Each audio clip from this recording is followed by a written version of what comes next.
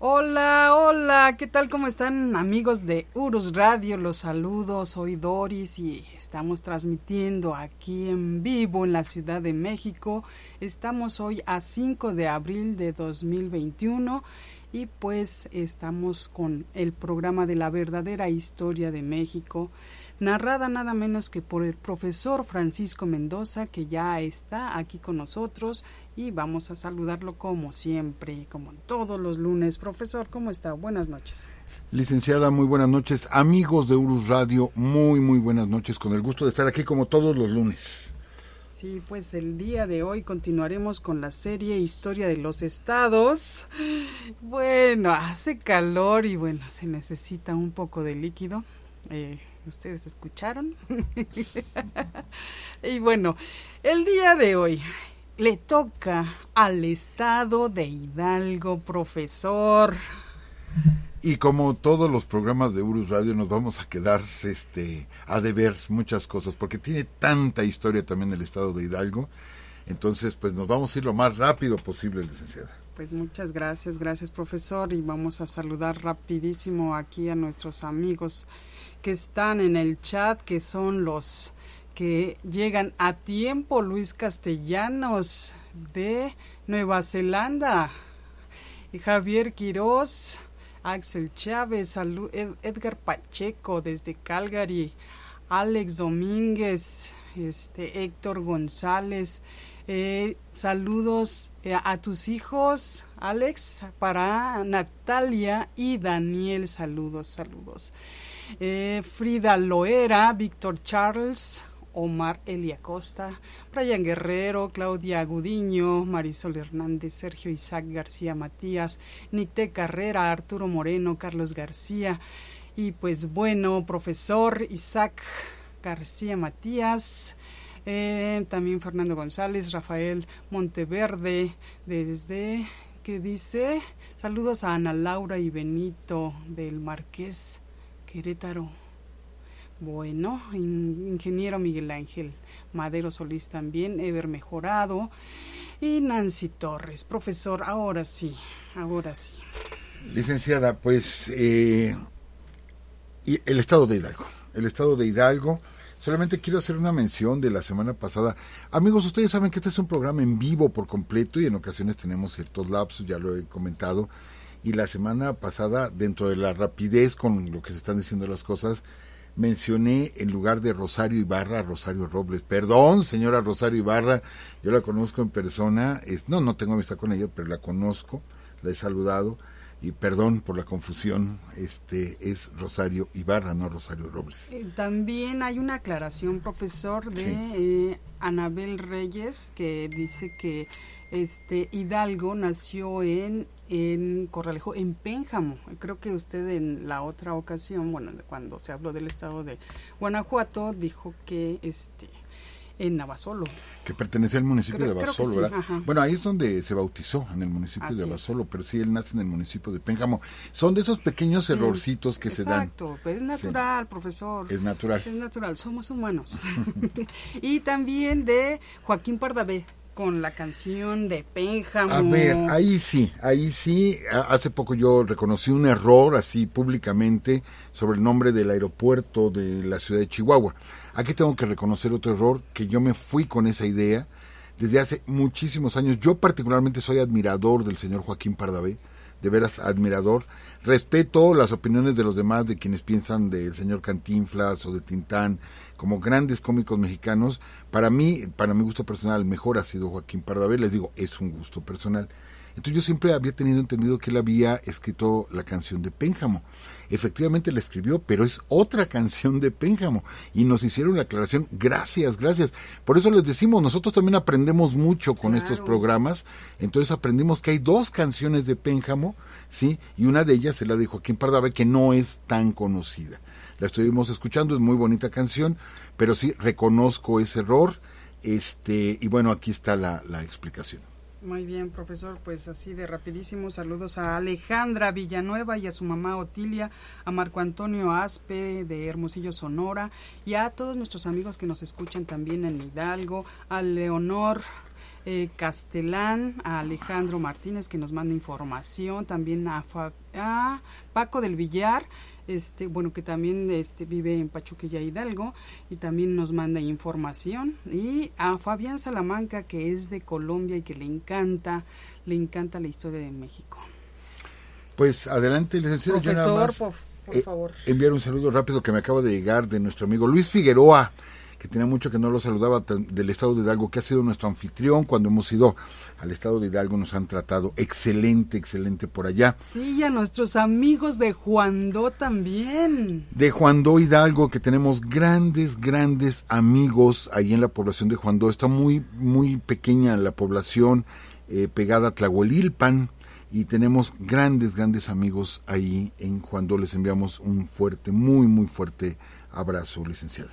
Adelante, profesor. El estado de Hidalgo.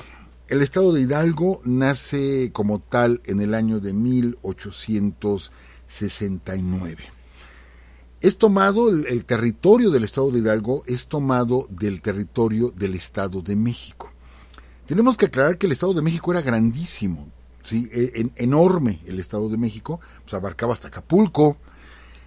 Entonces, había por ahí un problema. Mire, la creación del estado de Hidalgo tiene mucho que ver, bueno, con el nombre de Miguel Hidalgo, pero también tiene mucho que ver con cuestiones políticas, y eso hay que decirlo claramente. ¿Por qué? Porque el Estado de México era tan importante que prácticamente el gobernador del Estado de México tenía la misma fuerza que el presidente de la República. Así de plano, y había que quitarle fuerza al Estado de México porque se habían dado muchas sublevaciones que habían iniciado ahí. ¿Por qué? Porque recaudaban muchos impuestos, recaudaban mucho dinero, y de ahí se había hecho muchos levantamientos, y veníamos de la intervención francesa, ¿sí? Entonces había que hacer algunos movimientos ahí. Por eso se crea el Estado de Guerrero, ¿sí? Bueno, antes el Estado de Guerrero, perdón, el Estado de Morelos, luego el Estado de Hidalgo, tomando territorio del Estado de México. La capital por mucho tiempo de lo que hoy es el territorio de Hidalgo, pues era Toluca, precisamente.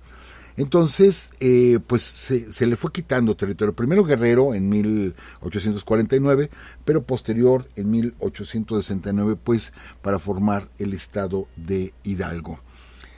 Entonces sí tiene que ver con estas cuestiones, y a lo mejor hace poco nos llegó una pregunta, bueno, ¿por qué esa división política? ¿Por qué las fronteras o los límites entre los estados? Platicábamos del estado de Yucatán, ¿no? Que nos gustó mucho saber cómo se había dividido el estado de Yucatán, bueno, la península de Yucatán, pero en el estado de Hidalgo y más estados podemos ver que es las líneas, los límites de los estados tienen unas formaciones muy curiosas, que igual puede depender de alguna montaña, puede depender de algún río, pero aparte de pronto rompen con esa línea y se hacen para un lado y se hacen para el otro. ¿Y qué es lo que tiene que ver? Recordemos, amigos, que veníamos de mayorazgos, veníamos de cacicazgos, ¿sí? Y de pronto cuando se conformaba un nuevo territorio, pues había algún mayorazgo que decía, yo no quiero estar en el nuevo estado, yo quiero estar en el anterior. Bueno, pues se hacían los límites del mayorazgo o del cacicazgo, ¿sí? Y era como se iban manejando los límites para los nuevos estados. Entonces, por eso tienen formaciones tan curiosas y que a veces no respetan, ¿sí?, los límites geográficos o la señalización geográfica, como les digo, como ríos o montañas o lagos, etcétera, sino que van a basarse en esto muchas veces. O sea que hay cuestiones políticas aquí muy fuertes, o hubo esas cuestiones para poder hacer los límites de los estados, e Hidalgo no es la excepción. Se promueve la creación del estado de Hidalgo por Benito Juárez, ¿sí? Les digo, acababa de terminar la guerra de intervención francesa, y quien es el principal impulsor de la creación del estado es Manuel Fernando Soto. Precisamente por eso es Pachuca de Soto, porque él es el impulsor de este proyecto de formar el estado. Y bueno, ya estaba el estado de Guerrero, antes del estado de Hidalgo estaba el estado de Morelos. Entonces pues era obvio que se iba a buscar un territorio para poner el nombre de Hidalgo. ¿Por qué creen, amigos? Este es uno de los motivos, pero hay otro. Cuando se forma el estado de Guerrero en 1849 y luego el estado de Morelos, que ya platicaremos del estado de Morelos, hubo grupos que dijeron, bueno, pues entonces si vamos a formar nuevos territorios, vamos a ponerles nombres, entonces hay que crear el estado de Iturbide, ¿sí? Entonces el estado de Iturbide va a ser sobre todo la zona de la Huasteca. Se quería conformar un estado, el estado de la Huasteca o bien el estado de Iturbide. Entonces, pues aquí entramos otra vez con ese tipo de situaciones ideológicas, donde dicen, no, ¿cómo un estado va a llevar el nombre de Iturbide? ¿Sí? Acuérdense, estamos hablando del inicio de la segunda mitad del siglo XIX. Entonces, ¿cómo va a llevar el nombre de Iturbide? Entonces, tenemos que ponerle a un territorio el nombre de Hidalgo, ¿sí? Lo promueve Manuel Fernando Soto, lo lleva a la Cámara con el apoyo del presidente Juárez y se hace la votación y efectivamente surge el territorio como ahora lo conocemos de nuestro querido estado de Hidalgo. Pero bueno, vámonos hacia atrás. Hidalgo, amigos, Hidalgo tiene de todo, así como lo decíamos del estado de Guerrero, de que si abrimos la ventana o nos asomamos a la puerta vemos pasar la historia de México enfrente. Bueno, pues el estado de Hidalgo no es la excepción. La historia de México también se refleja ahí, como en todos nuestros estados, claro, diferentes páginas, y podemos decir, es la cuna de una de las civilizaciones más importantes por el carácter ideológico que tiene, que es la cultura tolteca, cuyo asentamiento principal, la ciudad de Toyán, ¿sí? También conocido como Tula. Yo conozco la zona arqueológica de Tula. De hecho, cuando tenemos invitados que vienen de otros lugares, o los llevamos a Teotihuacán, o los llevamos a Tula, o los llevamos a las dos ciudades. Es impresionante la ciudad de Tula. No tiene el tamaño, obviamente, de Teotihuacán, pero es impactante la ciudad de Tula como sede de la cultura tolteca, pero sobre todo, amigos, sobre todo porque ahí se da el nacimiento de uno de los personajes más importantes del México prehispánico en el año 895. Estamos hablando, bueno, no se da ahí el nacimiento, de hecho, él nace en Amatlán, en lo que hoy es el estado de Morelos, muy cerca de lo que es Tepoztlán. Ahí es donde nace precisamente este personaje, pero su padre, Ixcoatl, su madre, Chimalma, ¿sí? Su padre Ixcoatl es el gobernante de Tula.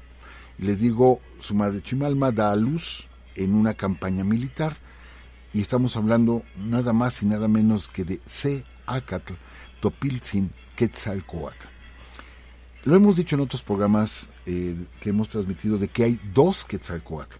Es que el Quetzalcóatl mítico totalmente, que es la serpiente emplumada, y el Quetzalcóatl humano, ¿sí? O sea, el personaje real, de carne y hueso, ¿sí? Él fue, les repito, hijo de Mixcoatl, dije Ixcoatl, creo hace rato, es Mixcoatl, es hijo de Mixcoatl y Chimalma, y él le dan el poder de la ciudad de Tula y de lo que es el Imperio Tolteca en el año 923. Nótense por las fechas, amigos, la ciudad de Teotihuacán decae en el año 900 aproximadamente. Entonces, Tula se había formado poco antes, o sea, están emigrando los teotihuacanos.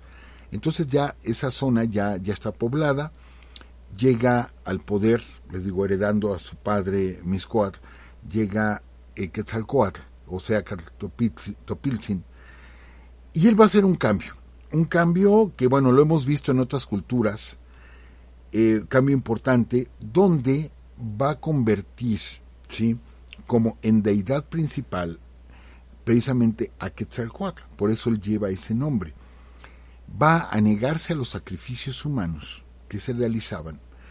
Va a haber ofrendas donde se van a entregar pequeños animales, mariposas, lagartijas, frutos, ¿sí? Son las ofrendas que se hacen, pero al momento de que él se niega a los sacrificios humanos, los sacerdotes que representan a Tezcatlipoca, la parte oscura, amigos, es interesante toda esta parte de la mitología prehispánica, la parte oscura rivalizan con Quetzalcóatl.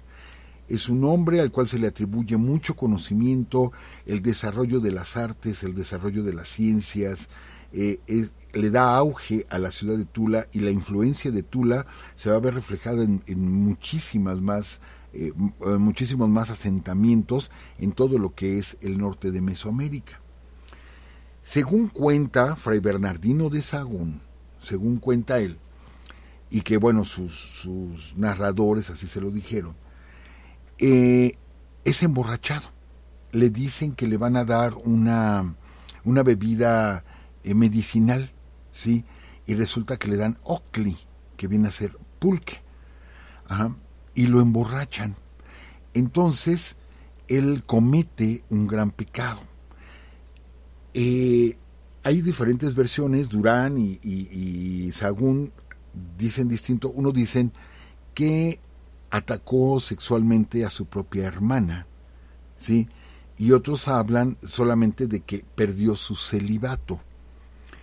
Él había decidido ser célibe y había perdido el celibato, pero no dicen con quién, y no recuerdo cuál de los 12 Durones o Sahagún dicen que fue con su propia hermana. Entonces, cuando él despierta de la borrachera, se da cuenta de la afrenta que había cometido y queda mal delante del pueblo porque él les había enseñado pues cierta rectitud. Entonces él decide exiliarse, salir de Tula. Ahora, no olvidemos que tanto Durán como Sahagún, ¿sí?, eran frailes, o sea, eran religiosos. Entonces para ellos es un pecado abominable, es un pecado de carne abominable. No olvidemos que en aquellos años no se tenían los conceptos religiosos que llegaron con el cristianismo. Probablemente, no lo estoy negando, pero probablemente haya una exageración en todo esto, ¿sí? En la cuestión del pecado y todo esto, porque eran diferentes las costumbres prehispánicas. Pero bueno, nos dicen los cronistas que él se va. Hay dos versiones, una que llega hasta Coatzacoalcos, forma una balsa, que es donde está la parte mitológica, una balsa hecha de serpientes. Se sube a esa balsa y se inmola, esto es, se prende fuego y se convierte en la estrella Venus. Otra versión dice que él llega hasta Yucatán y que incluso llega hasta El Salvador, hasta Coscatlán. Entonces, yo tuve la oportunidad hace muchos años ya de estar en la zona arqueológica de Coscatlán, en El Salvador. Muy triste espectáculo, porque si aquí no cuidamos nuestro patrimonio cultural, allá menos, allá muchísimo menos. Es triste, pero bueno, un día les platicaré lo que me tocó vivir por allá. Según esto, hasta allá llegó Quetzalcóatl. Y de ahí que viene esta imagen del hombre blanco y barbado, porque dicen que a raíz de que pierde el celibato, Quetzalcóatl, se deja crecer la barba, ¿sí? Entonces aquí se mezclan las dos figuras. Se mezcla el Quetzalcóatl mítico, el dios serpiente emplumada, con el Quetzalcóatl real, el verdadero. La cuestión es que surge ahí la idea de que él va a regresar en un año Seacatl, precisamente. Y esto se realiza en el año 1519, ¿sí?, que se da este año Seacatl, y que los pueblos del norte de Mesoamérica esperaban el regreso de Quetzalcóatl, y es aquí donde se mezcla esta idea de que si Cortés lo vieron como Quetzalcóatl, probablemente al inicio pensaron que era un enviado, lo vieron raro y vieron los animales y vieron los barcos, después supieron que no había tal. Probablemente antes de conocerlo, por eso le enviaron los atavíos de Quetzalcóatl, que es el actual penacho de Moctezuma, que está allá en Viena. Le enviaron varias cosas como obsequios, pero se dieron cuenta de que no tenía nada que ver con el dios Quetzalcóatl. Pero en el primer momento sí se pensó que era el regreso, que se estaba cumpliendo la profecía, y todo esto viene precisamente de la ciudad de Tula. Si nosotros visitamos la ciudad, algo emblemático son los atlantes.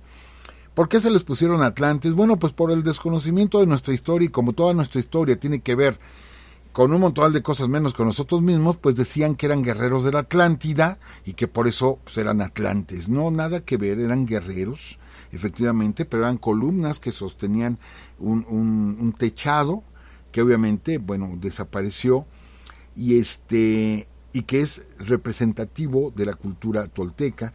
Tenemos el templo de Tlahuizcalpantecutli, que es el templo del lucero de la mañana o del Venus, en el momento ascendente.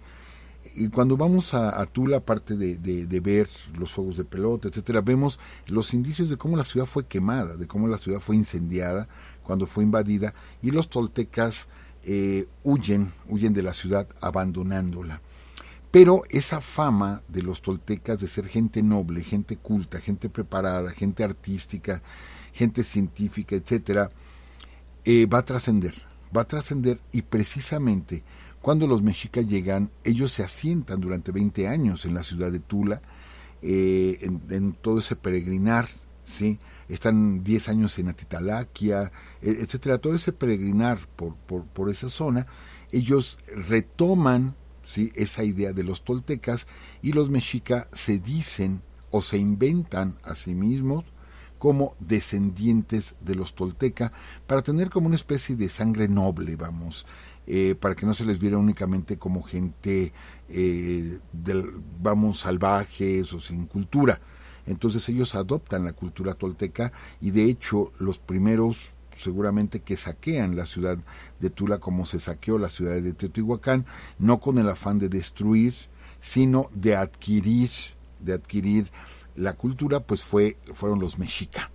Ellos saquean.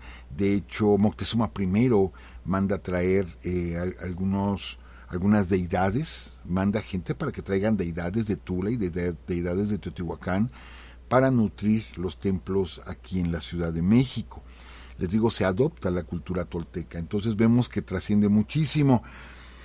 Alguna oportunidad también que tuve de estar en Chichén, y pues vemos que hay una influencia tolteca que muchos mayistas dicen no es cierto. Bueno, yo les platico lo que me tocó ver, y de pronto cuando lo vi dije, caray, es que este es el templo de las columnas, o sea, se ve tan parecido a Tula. Y si tomamos una de estas versiones de que Quetzalcóatl, hombre, llegó hasta Yucatán, pues no nos parecería nada extraño. Y no tiene nada de malo.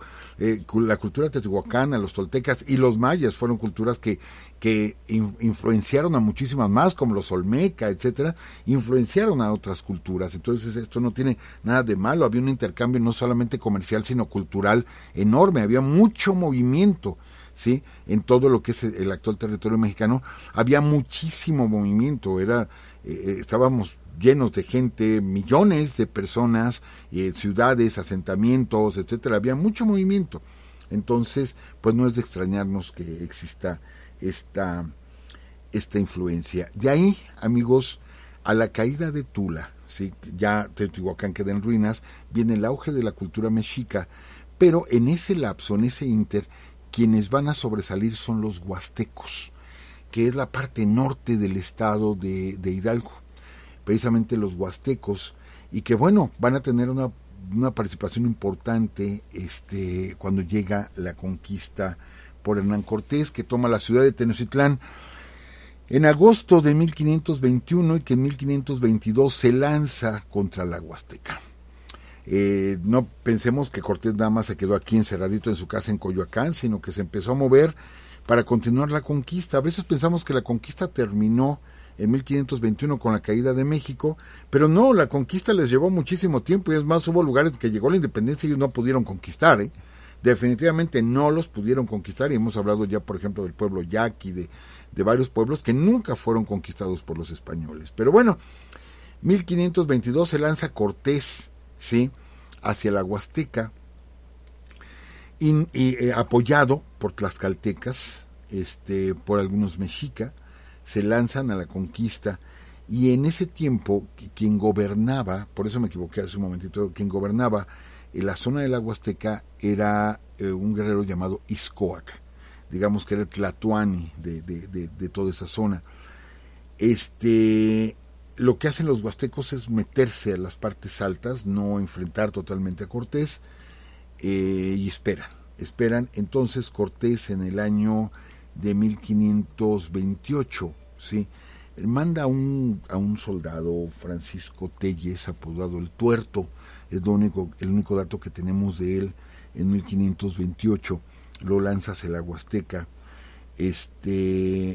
Entonces le les pone una trampa a los huastecos, les pone una trampa, los obliga a salir a los guerreros, y cuando ellos salen, llega a sus poblaciones, que solamente había mujeres y niños, y a todos los mata, ¿sí? A mujeres y niños en los poblados, a todos los mata. Cuando Izcoatl se entera de que están matando a su gente indefensa, se regresa con todos sus guerreros, pero realmente cayó en una trampa y es derrotado Izcoatl. Entonces podemos hablar de este personaje como pues de un gran guerrero que se enfrentó en la conquista de los españoles. A partir de ahí, amigos, tenemos que notar esto, lo que es el Valle del Mezquital, todo este valle, todos estos valles que ahora son el territorio del estado de Hidalgo, están cerca de la Ciudad de México, están a 1 o 2 jornadas de la Ciudad de México, están relativamente cerca. Entonces hay mucho movimiento, muchísimo movimiento. No son esos territorios tan alejados del centro como Sonora, Chihuahua, las Californias, Durango, Zacatecas, que están muy retirados, no están prácticamente en el centro. Entonces hay mucho movimiento, comienza la evangelización, ¿sí? Y la encomienda. Entonces se crean muchas encomiendas en todo el estado de Hidalgo, muchos conventos franciscanos, muchos conventos agustinos. Posteriormente, en el siglo ya XVII, inicios del XVII, llegan los dominicos. Y entonces podemos encontrar en muchísimas poblaciones del estado de Hidalgo, ¿sí? Encontramos conventos, de hecho, por estas órdenes religiosas, porque inmediatamente comienza la evangelización, ¿sí? Que es la otra conquista. El primero fue la conquista militar, ahora viene la conquista espiritual, ¿sí?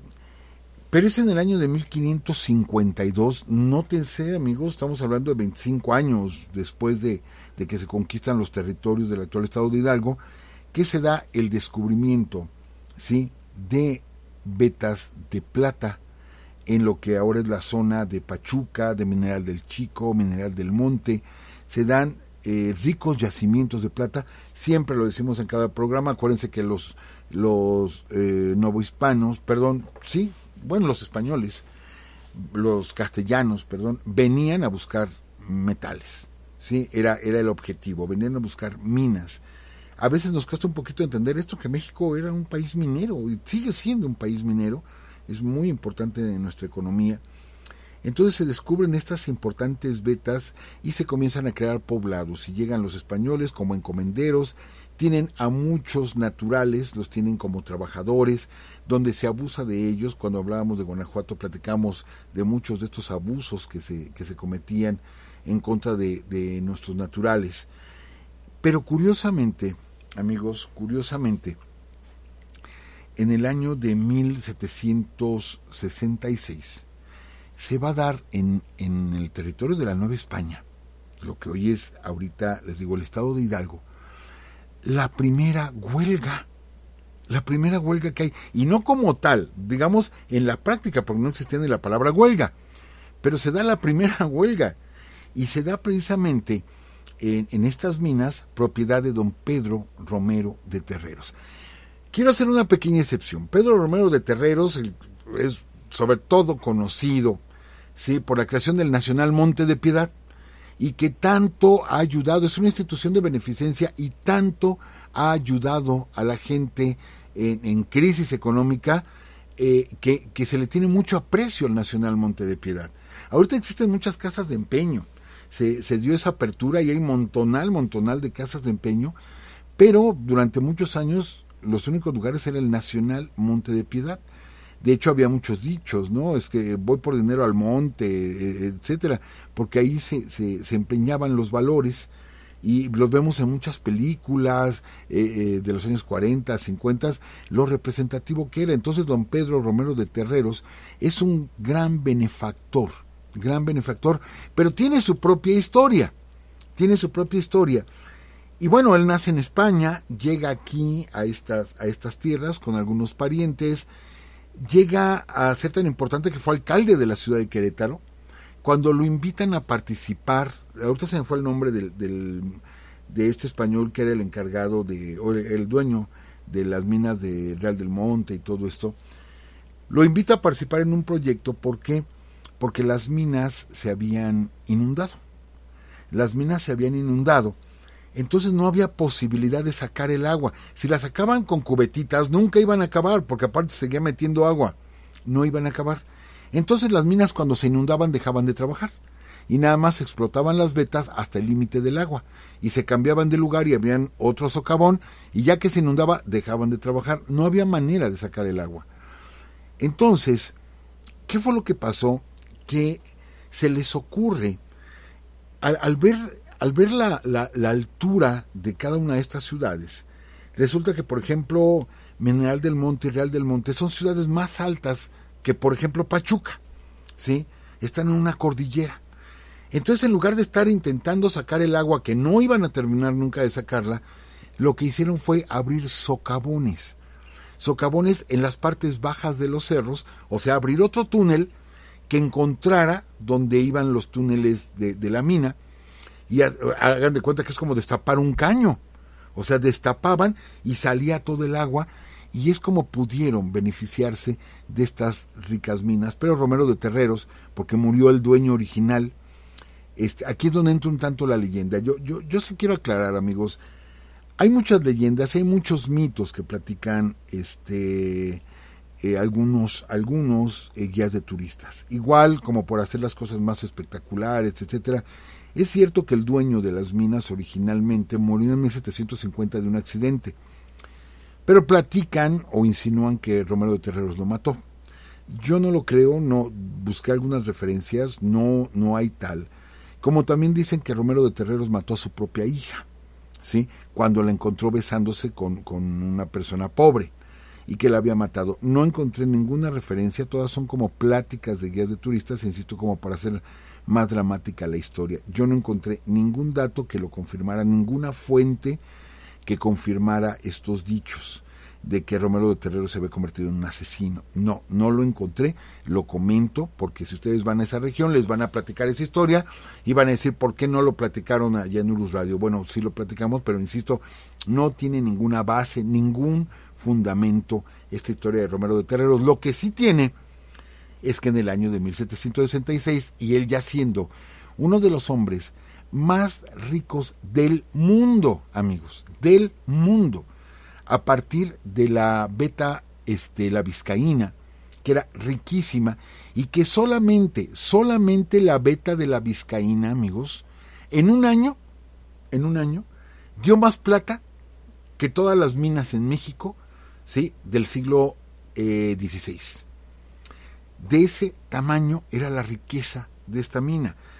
Esto sí es cierto, sí encontré las referencias de que alguna vez él dijo, ¿sí?, Pedro Romero de Terreros dio donativos a muchos hospitales, a muchas escuelas, etcétera, y él construyó 2 barcos en La Habana, uno de ellos un barco grandísimo que se llamó el Conde de Regla, perdón. Lo llenó con 80 cañones y se lo regaló Carlos III. Este barco inclusive peleó en la batalla de Trafalgar, ¿sí? Un barco enorme para su tiempo, y fue un regalo de Romero de Terreros al rey. Y alguna ocasión Romero de Terreros dijo que quería construir, ¿sí?, un camino, cubrir el camino de Pachuca a Veracruz. Noten, amigos, Pachuca a Veracruz es lejísimos. Cubrirlo, ¿sí?, de plata el día que viniera el rey Carlos III a visitar el virreinato. Esto sí lo dijo Romero de Terreros. Que lo cumpliera lo veo difícil, ¿sí? De hecho, nunca lo hizo, porque también Carlos III nunca vino. De hecho, nunca vino un rey de España a estas tierras. Pero ya para decirlo es porque él sabía la cantidad tan enorme de plata que tenía. ¿Se acuerdan que les platicamos de esa anécdota de la mina de la Valenciana, de que la hija del dueño, cuando se casa, de su casa a la iglesia, le hizo un camino de plata? Pero eran 300 metros, pues. Sí, aquí estamos hablando de kilómetros, que se creía capaz. O sea, Romero de Terreros se creía capaz, le digo, yo lo dudo. Pero él sí decía, ¿sí? Él sí decía, le voy a hacer un camino a Carlos III cuando venga desde Veracruz hasta Pachuca. nada más para medir el tamaño de la mina. Pero resulta que en 1766, con tal de sacar más dinero, ahí está el gran benefactor Romero de Terreros, lo que hace es bajarle el salario a sus trabajadores, que eran 900 familias, amigos, 900 familias, y las familias eran numerosas, estamos hablando de miles de gentes que vivían de las minas, ¿sí? Y decide bajarles el salario. Aparte, había una negociación ahí muy, muy curiosa, amigos, donde los mineros, el último costal de mineral que sacaban al día era para ellos, o lo dividían mitad y mitad del último costal. Entonces los acusan de que en el último costal echaban las piedras donde había más plata. Entonces les bajan el salario y aparte les duplican la producción. Entonces se organizan los obreros, ¿sí?, los mineros, y hacen un paro. Y se convierte en la primera huelga, ¿sí?, en la primera huelga en México. Entonces hacen un pliego petitorio, lo envían al virrey, el virrey manda un emisario que ponga orden allá, a que se regresen a trabajar y que va a atender sus peticiones, porque les digo, les estaba bajando el salario.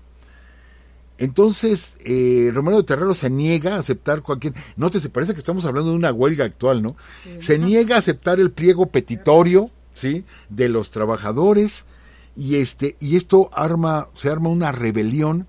Se lanzan en contra de Romero de Terreros, que estaba en una de sus haciendas. Se lanzan en su contra, empiezan a apedrear la casa, quieren linchar a Romero de Terreros, y el sacerdote del lugar pone la calma. ¿Cómo creen, amigos?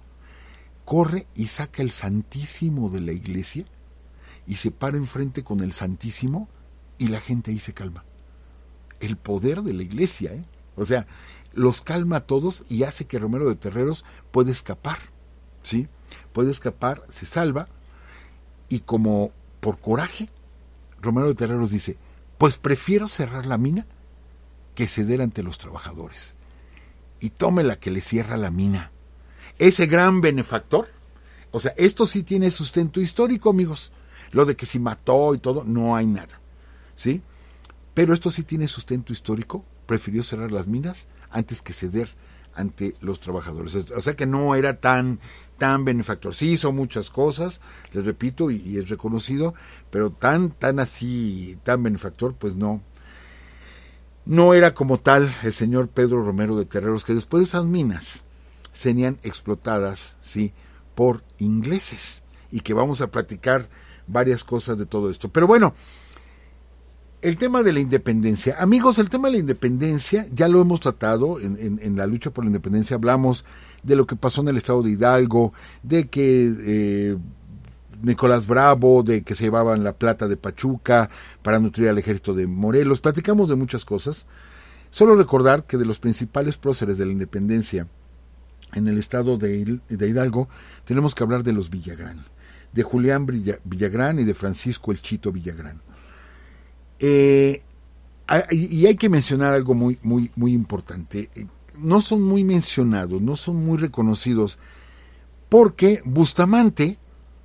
Carlos María Bustamante, él sí habla de muchas cosas que hicieron los Villagrán en toda esa zona de Hidalgo, pero Lucas Alamán los toma como bandoleros, pero Lucas Alamán nunca estuvo de acuerdo con la independencia y los toma como bandoleros. Lo que sí es cierto, amigos, es que se levantan en armas, tienen como sede Huichapan, y en una ocasión, acuérdense que López Rayón, les platicábamos que López Rayón se va a toda esa zona a organizar gente, mientras Morelos está más en la parte sur.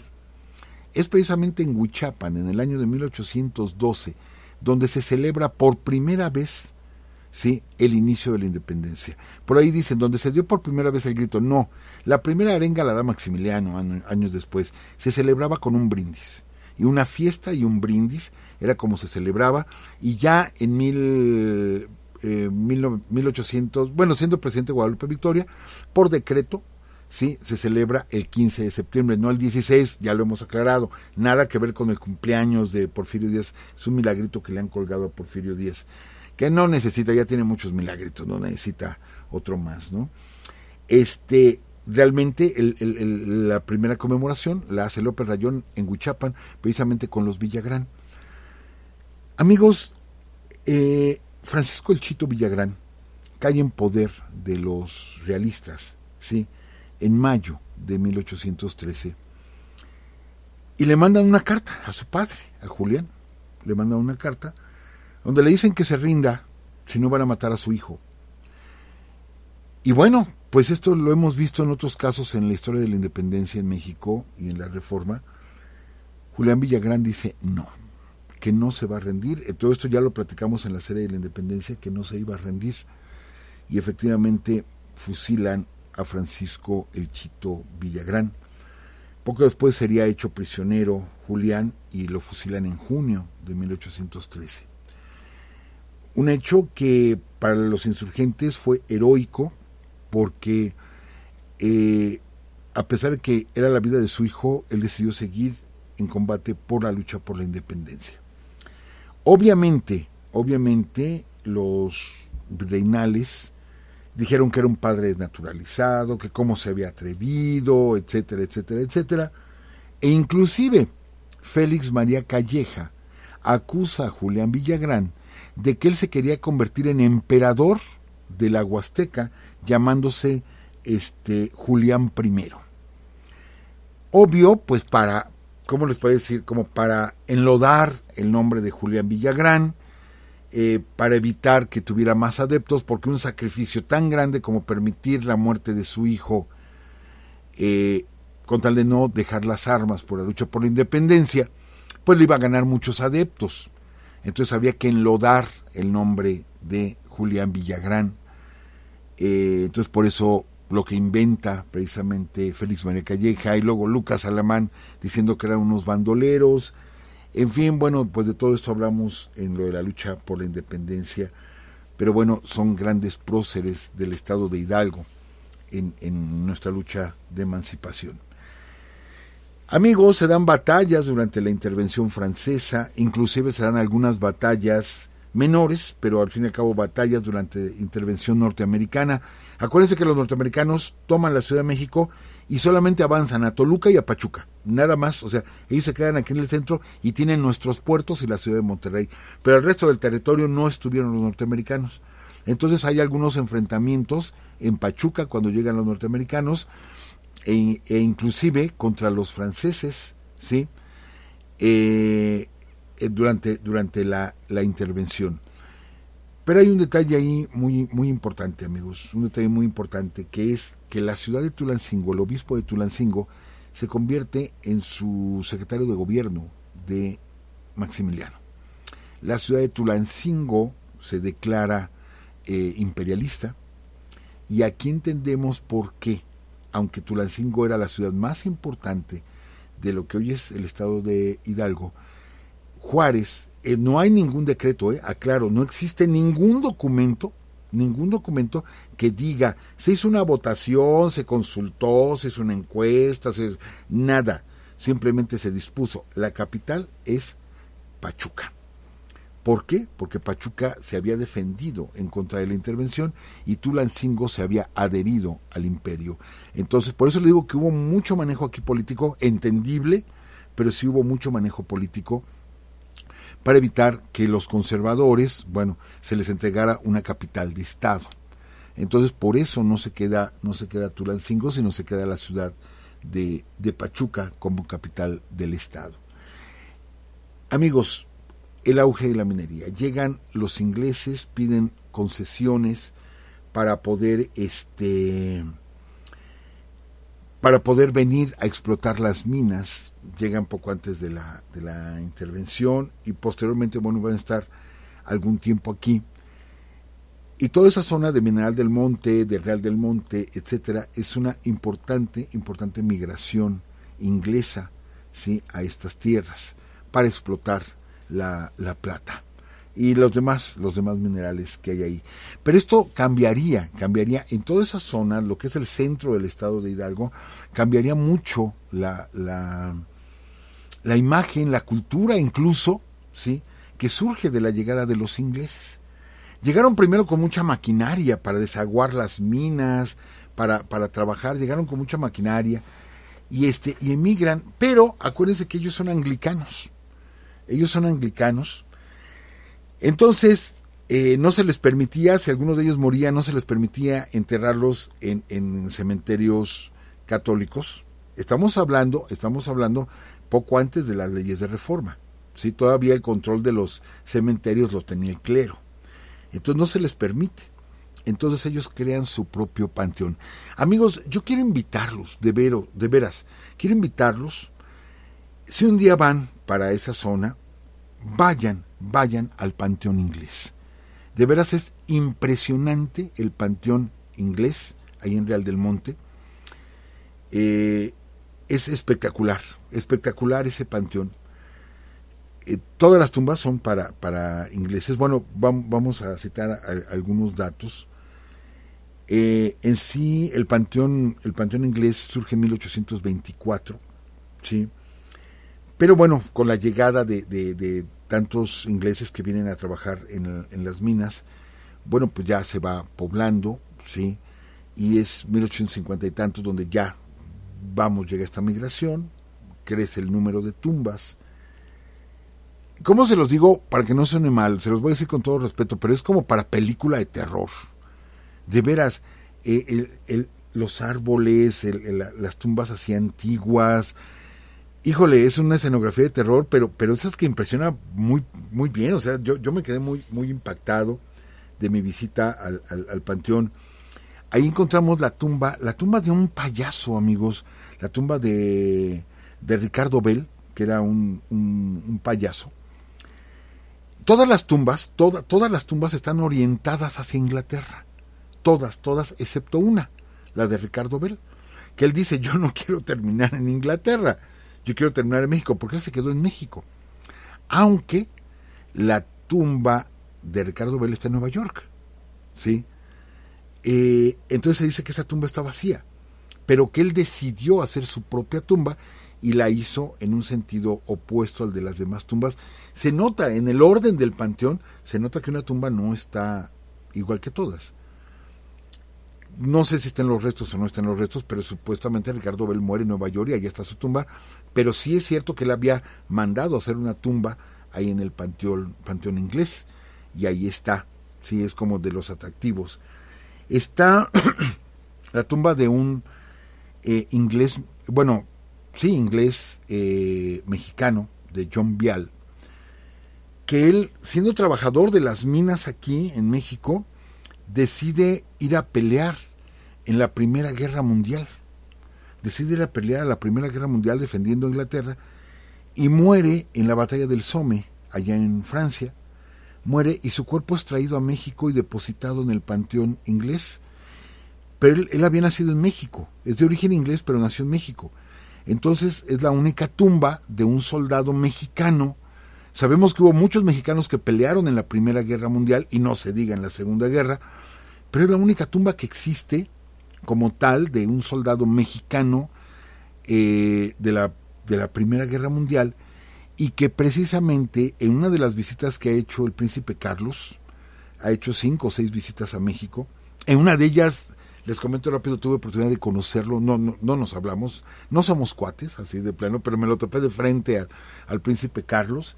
Bueno, pues él ha hecho varias visitas a México. En una de esas visitas fue y llevó una ofrenda floral por parte del gobierno de Inglaterra para este mexicano inglés que peleó en la Primera Guerra Mundial y cuya tumba está ahí en el panteón inglés. Y bueno, hay otro detalle importante. Resulta que por ahí de los años 50 del siglo pasado, el Panteón Inglés quedó a cargo de un señor llamado Chencho, Inocencio Hernández. Le encargan el panteón y él se dedicó a cuidar el panteón durante 50 años, amigos. Durante 50 años él se encargó del panteón y ahorita se encarga del panteón su familia, la familia de don Chencho. Y resulta que en un viaje que hace la reina Isabel a México, la llevan al Panteón Inglés, ¿sí?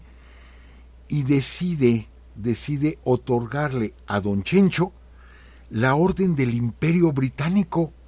En el año 2005 le otorgan la Orden del Imperio Británico. Es el único mexicano que tiene la Orden del Imperio Británico por cuidar el Panteón Inglés. ¿sí? Por cuidar ese panteón por tantos años, y les digo, ahorita sus descendientes son los que cuidan el panteón. Vayan a verlo, amigos, es impresionante este panteón ahí en Real del Monte. Pero hablando de Real del Monte, de Mineral del Monte, etcétera, otra cosa que nos van a traer los ingleses, amigos, que nos van a traer los ingleses, es el fútbol, que nacen, como ustedes saben, en Inglaterra, que es el deporte más popular en México. Yo no soy muy futbolero, pues, pero conozco algunos datos.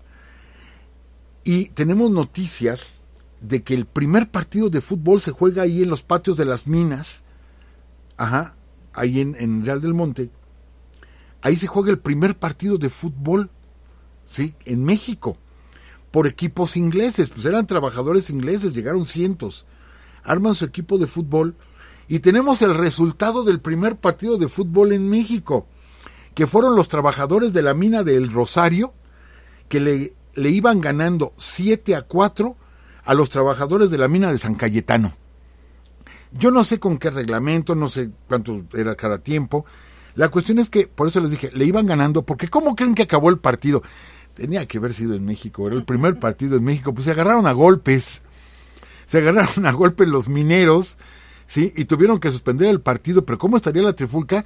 Que a todos los detuvieron y a todos los encarcelaron, bueno, un rato, pero a todos se los llevaron presos por el zafarrancho que armaron, pero iban ganando, el Rosario le iba ganando al San Cayetano 7-4. Es el primer dato, y estamos hablando del 12 de mayo de 1889, en los patios de las minas, ahí en el estado de Hidalgo, se da el primer partido de fútbol. Ya después surgirían más equipos, todos de origen inglés, ¿sí? Pero se da el primer torneo en México, en 1902 lo gana el Orizaba, que era un equipo inglés, o sea, pero era de Orizaba Trabajadores, etcétera. Y surge el primer equipo, vamos, fuera de toda esta zona, pues es el Guadalajara, que surge en el año de 1906, ¿sí? Y tendríamos hasta 1910 el primer equipo netamente mexicano, que fue el Club México, aquí en la Ciudad de México, pero que ese sí era por jugadores mexicanos, y es el inicio del fútbol en México. Por eso la Universidad del Fútbol está ahí en Pachuca, precisamente. Es algo que nos dejaron los ingleses. Y bueno, otro rasgo más que nos dejan los ingleses, amigos, y que yo se los recomiendo, son los riquísimos pastes. Los riquísimos pastes, que ya ahorita se hacen pastes de todo tipo de sabores, colores, etcétera, pero que los pastes originales son de papa con carne molida, y que era la comida, si nos están oyendo, amigos del norte, era como el lonche, ¿sí? Que son como burritos, tortillas, etcétera. Pues acá el lonche de los ingleses eran los pastes, y era lo que metían a las minas, porque aparte no necesitaban calentarlo, es comida fría, no necesitaban calentarlo, que claro, yo los como tibiecitos, están riquísimos los pastes. Siempre que vamos para toda esa zona, pues nos traemos nuestra cajita de pastas, que les digo que ya hay de muchos sabores y que ya se quedó dentro de la cocina tradicional mexicana. Amigos, se nos fue el tiempo como siempre. Hay que mencionar así muy rápidamente ya lo bueno que son personajes que vamos a retomar más largamente, que el estado de Hidalgo pues es la cuna del gran general revolucionario Felipe Ángeles, y del cual pues ya hemos platicado en diferentes programas de Urus Radio. Pues es precisamente hidalguense, y nosotros lo ubicamos más como en el norte, ¿no? Por la división del norte, etcétera, etcétera. Pero él es hidalguense, y tuvimos la oportunidad aquí en Urus Radio de que nos escribieron familiares, ¿verdad? Descendientes del general Felipe Ángeles, que nos escribieron mandando saludos, etcétera, porque les digo, son personas pues de aquí, del estado de Hidalgo. De hecho, de aquí de la cabina de Urus Radio, en una hora estamos en Pachuca, o sea, estamos muy cerca, forma parte del centro del país, lo más poblado. No olvidemos, solamente un detalle, es que es en línea recta. ¿Por qué? Porque no es un valle, es una cuenca. O sea, todo lo que es esa zona de Tenayuca para adelante es una cuenca. O sea, originalmente tenía lagos. Entonces, pues la carretera es recta prácticamente, entonces es de rápida llegada. Y hay mucha gente que vive en Pachuca o muy cerca de Pachuca y que trabajan en la Ciudad de México, que van y vienen diario. O sea, tenemos Pachuca muy cerca muy cerca de la Ciudad de México. Ya por último, licenciada, el reloj monumental. El reloj monumental, que es el emblema de la ciudad de Pachuca, es emblemático. Ese reloj fue construido para el centenario. Sí, fue construido para el centenario de la independencia, 40 metros de altura. Es una belleza ese reloj, pero tiene algo característico. Los números romanos, sí, del reloj, el número 4 no es la I con la V, sino que son 4 Is, ¿sí? Para que fuera más fácil entender para gente que no conocía los números. Entonces, observen ustedes el reloj, que es fundamental. O sea, el reloj es el centro de la ciudad, ¿sí? No geográfico, pero el centro vital de la ciudad. Cuando lo vean que el número 4, ¿sí? Son 4 palitos, por así decirlo, para que sea más entendible. Y les digo, fue hecho para el centenario, bellísimo monumento, bellísimo, que representa a la ciudad de Pachuca. Pues nos quedamos con muchas cosas todavía que mencionar, licenciada, y la próxima semana el estado de Jalisco. Ok, muy bien, muchas gracias, profesor. De hecho, yo sabía que la maquinaria de ese reloj es muy similar a la del Big Ben. Big Ben, sí, ¿verdad? Sí, Big Ben es la explosión del Big Ben. Sí, ¿verdad? Así es. Y bueno, hay más cosas todavía en la batalla, en lo que es la lucha por la independencia también.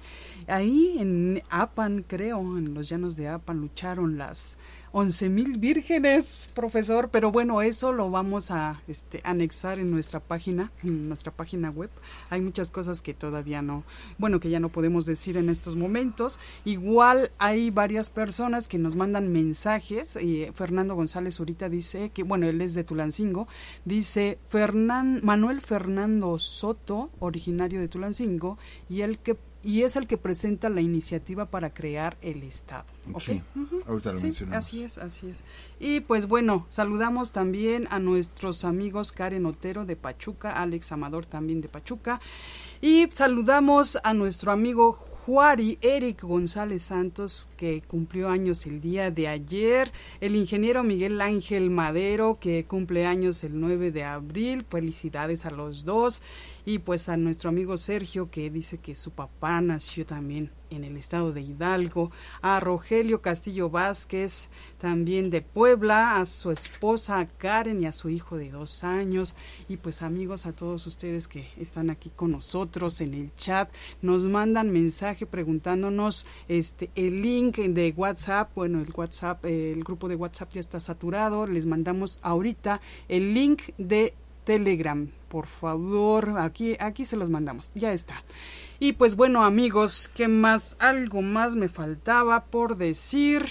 Creo que, a nuestros amigos que ganaron en el reto del mes pasado, ya están sus libros, en esta semana ya los enviamos, y nos falta algo, recordarles que el 14 de abril el profesor estará nuevamente en Palacio de Minería a las 7:30, va a ser por Zoom y por Facebook más bien, Facebook Live, ¿verdad, profesor? Así es, los esperamos de este miércoles en 8. Va a ser por Facebook Live. Vamos a estar en conferencia donde vamos a estar hablando de los orígenes de la Ciudad de México. Va a estar excelente, creo yo, la conferencia y los datos que vamos a estar aportando. Muy bien, y también hay varias preguntas, pero bueno, ya no nos alcanza el tiempo.